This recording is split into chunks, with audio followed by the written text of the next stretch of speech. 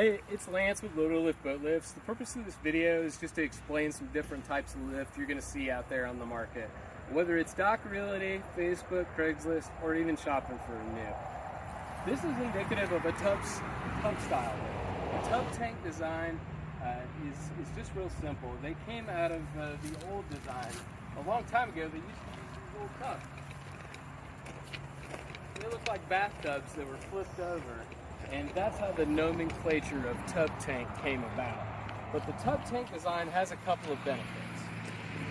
Just looking at this one, this company has understood the value of having all the steel out of the waterline. So this tub tank manufacturer actually has thought about parts rusting and breaking and the cost of maintenance.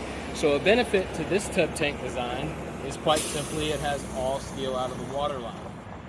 Another benefit to a tub tank design is the initial cost is typically less. This is a light duty frame, mostly 11 gauge steel, and that's not a very thick tank. So the cost is about 20 to 30% less on these tub style lifts. Now the negatives. The tub style lift, we're not able to actually spread it to its widest point possible, making it more neutrally buoyant. We're not able to do that because it only has one single tank. So in order to make contact with the dock, we have to stretch out what's called the axles or torsion bars. Now, not getting into the weeds on other people's design or anything like that, but just owing to the fact that science, for the most part, is a good guide. Archimedes' principle states that the longer a lever is, the more force it can exude at the fulcrum point. That very same principle applies on the water. As we continually stretch out portions of steel, we weaken them and make it more of a propensity for damage. Now that damage has to be repaired, and that's costly. So that is the downside to a tub style design. But again, remember, your initial cost is less. Now, parallel tank design. That's indicative of this style.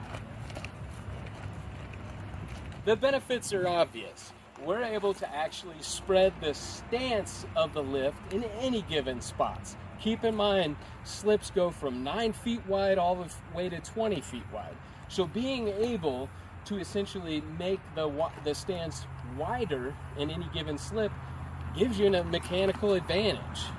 It also ensures that these axles or torsion bars stay as short as possible, which makes sure that they stay as strong as possible. The downside to a parallel tank design historically has been two things. The cost, because they are more expensive. You can see there's not a lot of 11 gauge steel in this design. It's mostly robust building materials used to build buildings. It's actual construction grade structural steel. That's a benefit. Now the downside to a parallel tank design historically has been this right here. This is almost a brand new lift, so these are in fantastic shape. But over time, these rust and corrode and could even break loose, causing the entire lift to fail and even be ruined. Let's look at these that are just a little older. Now, this is a couple years old. This lift's been on the water at Lake of the Ozarks, but it's a great lift. It's a parallel tank, but let's look at the straps. Look at this. This is steel flaking off. This is a maintenance point. This is the downside of most parallel tank designs. All right, so we've went over the tub tank design. We know that some of your tub tank manufacturers offer all steel out of the waterline. We've went over the parallel tank design with the HDPE tubes. Now, here's a LOTO Lift design. You can see here, the tank looks a lot like a rotationally molded polyethylene tank used on a tub lift. The shape is just different. These are long rectangular tanks as opposed to the short, squatty, square tanks of a tub tank. You can see these longer rectangular tanks mimic the shape of the tubes. The benefit to the rectangular shape over the tubes is the mounting point. The mounting points on HDPE logs, as we know from looking at that last lift, are straps and saddles. Our mounting system is first of all above the water line. That means rust and corrosion happens from here down. You can see there's nothing to rust or corrode. It's all plastic. So your benefit is the frame lasts you a lot longer. With your mounting points all being above the water, they're not susceptible to rust or breaking.